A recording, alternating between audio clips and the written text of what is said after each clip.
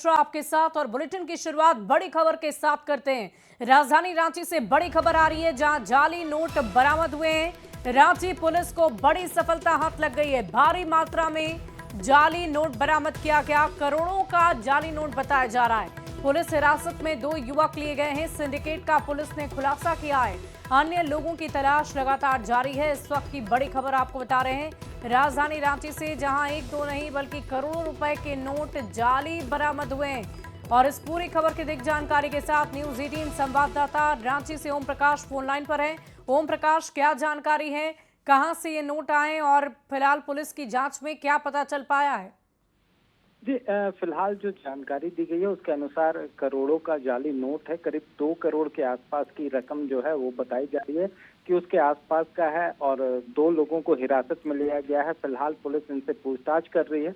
वहीं इनके द्वारा जो जानकारी है ये भी निकालने की कोशिश की जा रही है कि आखिर इन नोट्स का जो जाली नोट है उसका सोर्स क्या है, कहां से इन लोगों ने लाया और किस तरह से इसे मार्केट में ले जाना था। इन तमाम चीजों को लेकर जो पूछताछ है वो की जा रही है कि इस नेक्सस में कौन लोग शामिल हैं। इन तमाम चीजों को लेकर जो पूछताछ है वो की जा रही है। कुछ समय में उम्मीद है कि इस मामले को लेकर जो जानकारी है वो और भी स्पष्ट हो पाएगी कि आखिर ये इनका सोर्स क्या था। इन पूछताछ में इन तमाम चीजों को लेकर जो बातें सामने आएंगी उससे इस पूरे नेक्सस का भांडाफोड़ हो सकता है। बता दें कि जो बंगाल का एरिया है वहां से जाली नोटों की जो तस्करी होती है वो झारखंड में लाया जाता है उन नोटों को और फिर उसे अलग अलग हिस्सों में खपाया जाता है। इस तरह के पूर्व में भी मामले आ चुके हैं और अब नया जो सिंडिकेट है इसके बारे में जो जानकारी है वो पुलिस के द्वारा जुटाई जा रही है। जी चलिए, बहुत बहुत शुक्रिया ओम प्रकाश हमारे साथ जुड़ने के लिए, तमाम जानकारी के लिए।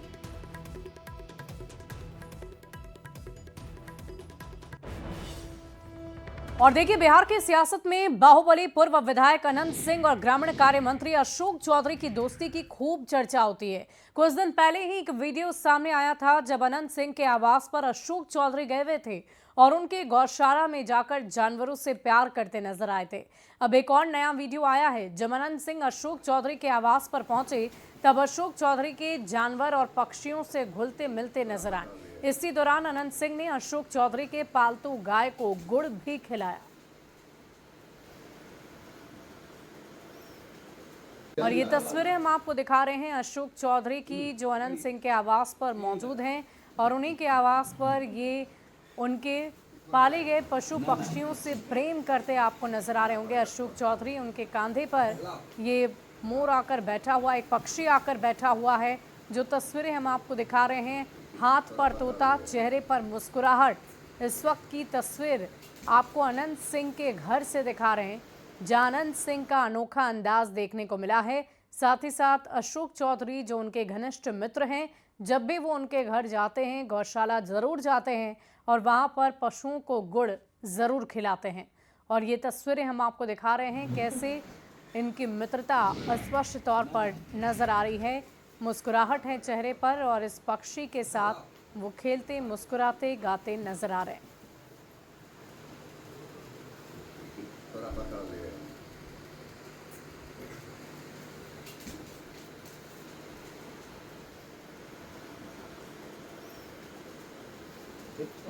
मारेगी बस, मुंह हाथ मुंह से देगी आँख।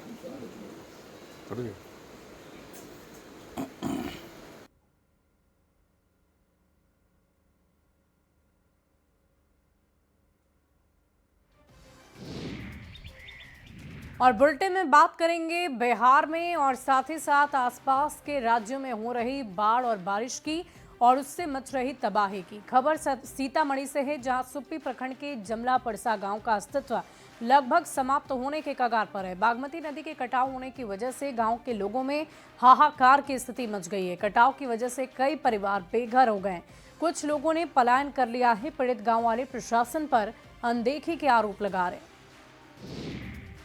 और अब बात आरा की करेंगे, जहां शाहपुर प्रखंड के दामोदरपुर पंचायत का जवनिया गांव पूरी तरह गंगा नदी में विलीन हो गया। गांव के कई घर को गंगा ने खुद में समा लिया और गांव के विद्यालय के आगे आधे भाग को भी गंगा ने खुद में विलीन कर लिया है।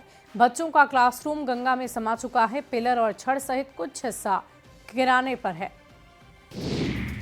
अगली खबर जहानाबाद से है, जहां घोसी प्रखंड के कई गांव में एक बार फिर से फल्गु नदी का पानी घुस गया है। बीती रात अचानक नदी का जलस्तर बढ़ने से बाढ़ जैसी स्थिति उत्पन्न हो गई है। प्रखंड क्षेत्र के भारथू गांव के पास 1 महीने पहले टूटे तटबंध की मरम्मतीकरण की प्रक्रिया की गई थी, लेकिन पानी का बहाव ज्यादा होने की वजह से तटबंध टूटा और भारथू और मेटरा गाँव में बाढ़ आ गई।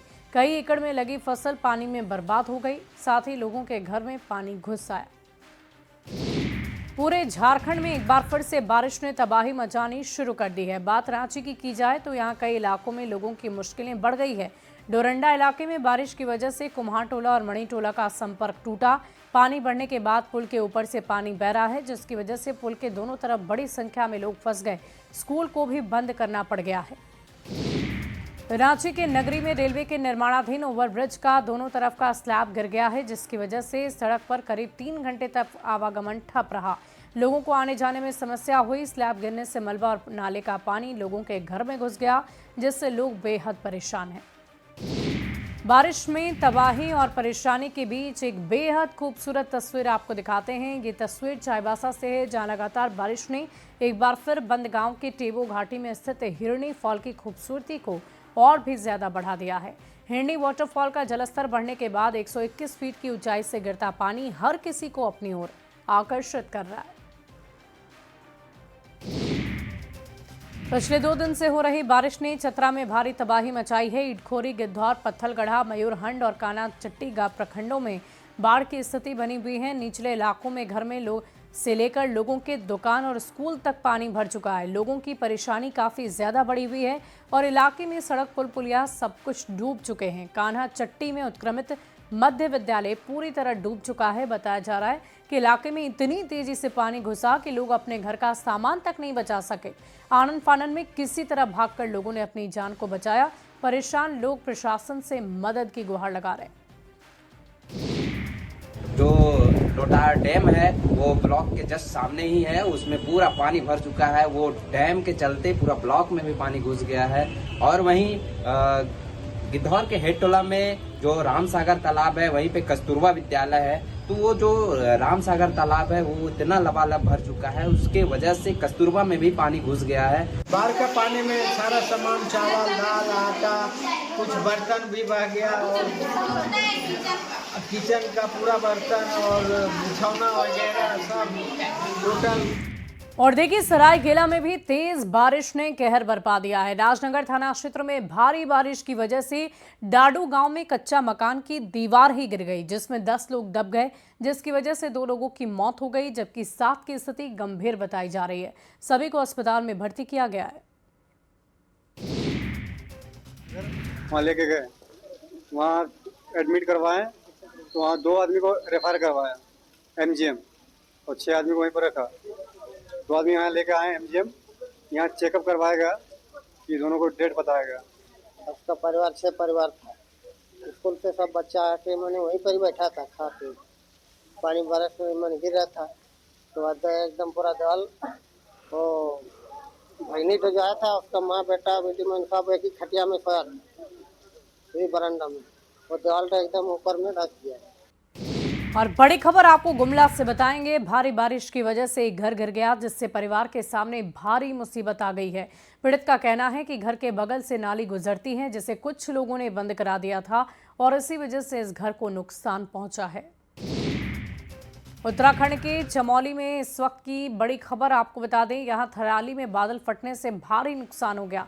घर में मलबा घुस गया। इसके साथ थराली बाजार, कोटदीप तहसील परिसर में भी मलबा आ गया है। एक शख्स के लापता होने की खबर है। वहीं बादल फटने के बाद सड़कें क्षतिग्रस्त हो गई है।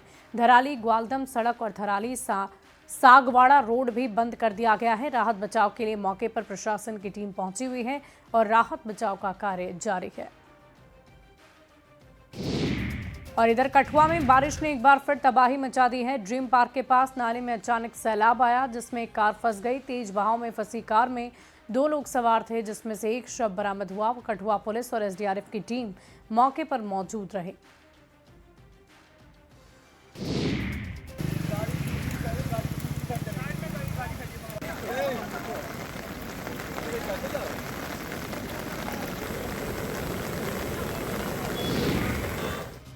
जम्मू कश्मीर के किश्तवाड़ में रेस्क्यू ऑपरेशन जारी है। चसौती गांव में मलबे के नीचे जिंदगियों की तलाश की जा रही है। 14 अगस्त को बादल फटने के बाद यहां भीषण तबाही हुई। बड़ी खबर यह है कि रक्षा मंत्री राजनाथ सिंह, उपराज्यपाल मनोज सिंह किश्तवाड़ जाएंगे और आपदा वाले चसौती गांव का दौरा करेंगे। राहत बचाव की समीक्षा की जाएगी। राजनाथ सिंह और मनोज सिन्हा प्रभावित लोगों से भी मुलाकात करेंगे। पिछले 9 दिन से किश्तवाड़ के चसौती में रेस्क्यू ऑपरेशन जारी है। एनडीआरएफ, एसडीआरएफ, सेना और जम्मू कश्मीर के इलाके में तबाही वाली स्थिति में लोग रेस्क्यू में जुटे हुए हैं। किश्तवाड़ आपदा में अब तक 67 लोगों की जान जा चुकी है। वाराणसी में देर रात बारिश के बाद लोगों को जलजमाव की स्थिति होने की वजह से दिक्कतों का सामना करना पड़ रहा है। शहर के कई इलाकों में पानी भर चुका है। स्कूल जाने वाले बच्चे काफी मुश्किल का सामना कर रहे हैं। बीएचयू अस्पताल परिसर में 2 से 3 फीट तक पानी भर गया। हरदोई में गंगा, रामगंगा और गर्रा नदियों में आए उफान से कटियारी और कटरी क्षेत्र में बाढ़ का कहर है। बाढ़ का पानी गांव और स्कूलों में घुसने से लोगों का जीवन अस्त व्यस्त हो गया है। प्रशासन ने सुरक्षा के मद्देनजर 29 गांव की बिजली आपूर्ति बंद कर दी है। तहसील सवायजपुर क्षेत्र के कई गांव में प्रशासन लगातार राहत सामग्री पहुंचा रहा है।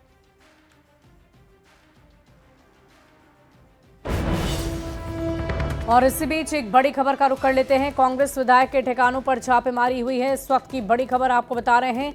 कई ठिकानों पर ईडी की रेड। अब तक 12 करोड़ रुपए कैश, 6 करोड़ का सोना बरामद हुआ है। केसी वीरेंद्र के 17 बैंक खाते, 2 लॉकर भी फ्रीज किए गए। ईडी ने केसी वीरेंद्र को गैंगटॉक से गिरफ्तार कर लिया है। चित्तरदुर्ग से विधायक केसी वीरेंद्र इस वक्त की बड़ी खबर आपको बता रहे हैं। बेंगलुरु से ये बड़ी जानकारी आ रही है। कांग्रेस विधायक के ठिकानों पर ईडी की रेड पड़ी है और अब तक 12 करोड़ रुपए कैश, 6 करोड़ का सोना भी बरामद किया गया। तो इस वक्त की बड़ी खबर आपको बेंगलुरु से बता रहे हैं, जहां केसी वीरेंद्र के 17 बैंक खाते फ्रीज किए गए हैं। करोड़ों रुपए पाए गए और उसके बाद से कार्रवाई लगातार जारी है। इस वक्त की बड़ी जानकारी आपको दे रहे हैं। चित्तरदुर्ग से विधायक हैं वीरेंद्र। इस वक्त की बड़ी खबर आपको बता रहे हैं। कांग्रेस विधायक के ठिकानों पर छापेमारी हुई है। बड़ी जानकारी आपको दे रहे हैं। और इसी बीच राजधानी रांची से भी एक बड़ी खबर का रुख कर लेते हैं। रिम्स में बिजली गुल हो गई है। डायलिसिस यूनिट में बिजली गुल हो गई है। कल रात से ही बिजली गुल बताई जा रही है। लंबे वक्त तक बिजली गुल रही।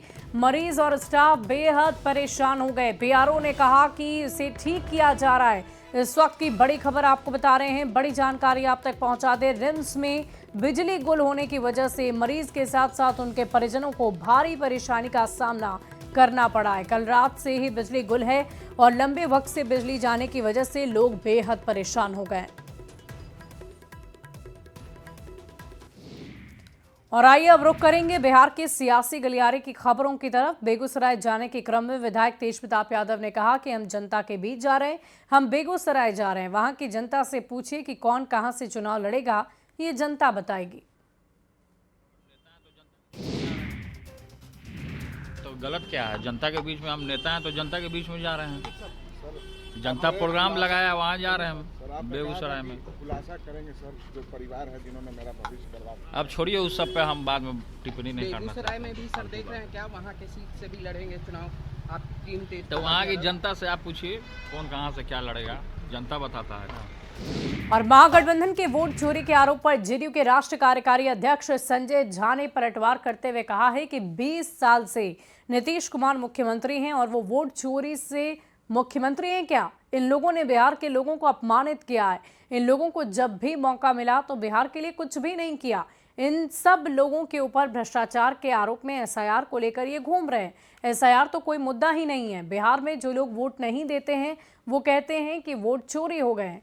अभी बिहार में चुनाव का समय है तो ये लोग पॉलिटिकल टूरिज्म के तहत बिहार में घूम रहे हैं। राहुल गांधी और तेजस्वी यादव के वोटर अधिकार यात्रा को लेकर बीजेपी के बेहपुर विधायक इंजीनियर शैलेंद्र ने बड़ा हमला बोला। उन्होंने कहा कि इस यात्रा में ज्यादातर मुस्लिम समुदाय के लोग शामिल हो रहे हैं जो उन्हीं के हैं और उन्हें राहुल गांधी के द्वारा संरक्षण दिया जाता है कि तुम देश विरोधी काम करो, सनातन के विरोध में आवाज बुलंद करो। और ऐसे लोगों को राहुल गांधी बढ़ाने का काम करने के साथ साथ संरक्षण देने का काम करते हैं। बिहार में इस यात्रा से कुछ होने वाला नहीं है। वहीं उन्होंने कहा कि बिहार में डबल इंजन की सरकार, पीएम नरेंद्र मोदी और नीतीश कुमार विकास का काम कर रहे हैं। बिहार के मुख्यमंत्री नीतीश कुमार ने सचिवालय स्थित संवाद में आयोजित हिंदी सेवा सम्मान समारोह में भाग लिया। उन्होंने हिंदी भाषा के क्षेत्र में उत्कृष्ट योगदान देने वाले लोगों को अम्बेडकर सम्मान और प्रोत्साहन राशि के साथ सम्मानित किया। इस समारोह में उपस्थित 12 साहित्यकार और संस्थाओं को पुरस्कृत किया गया। आंचलिक कथा लेखन के क्षेत्र में विशिष्ट योगदान के लिए श्री ऋषिकेश सुलभ को फणीश्वरनाथ रेणु पुरस्कार से पुरस्कृत किया गया है। मलेशिया की राष्ट्रीय हॉकी प्रतिष्ठित hero Asia cup Rajgir Bihar 2025 में हिस्सा लेने के लिए राजगीर पहुंची। पिछली बार जकार्ता में हुए फाइनल में मलेशिया को कोरिया के हाथों 1-2 से हार झेलनी पड़ गई थी और इस बार टीम खिताब जीतने के इरादे से उतरी है। टीम के कप्तान मरहान जलील ने आगमन पर उत्साह जताते हुए कहा कि राजगीर आकर बेहद खुशी हो रही है। हमारी तैयारियां काफी मजबूत रही और हम शानदार टूर्नामेंट की उम्मीद कर रहे हैं।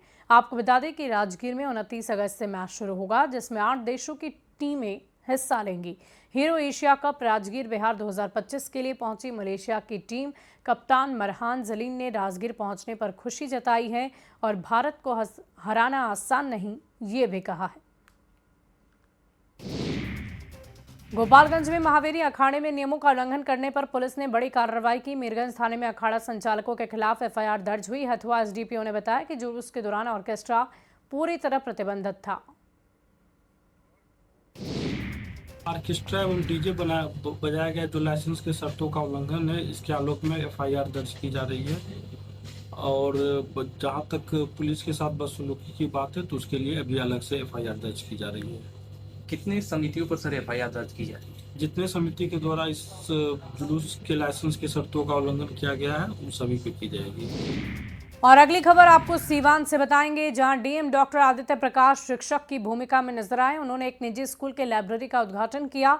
डीएम स्वास्थ्य और शिक्षा को लेकर बेहतर प्रयास कर रहे हैं, जहां एक तरफ वो अस्पताल का निरीक्षण करके स्वास्थ्य सेवाओं को बेहतर करने के साथ सरकारी और निजी स्कूल में जाकर बच्चों को प्रोत्साहित कर रहे हैं।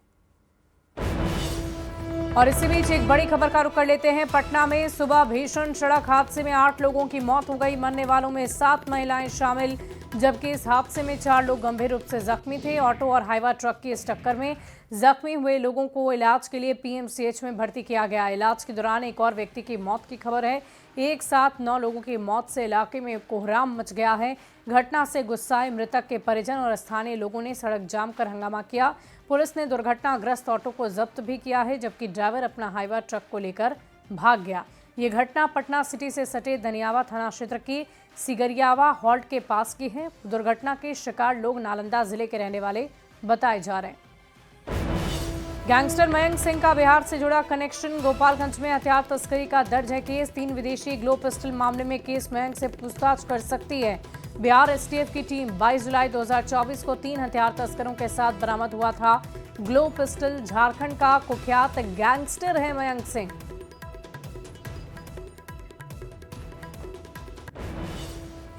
और फिलहाल इस बुलेटिन में अभी के लिए बस इतना ही। आप बने रहे न्यूज़ 18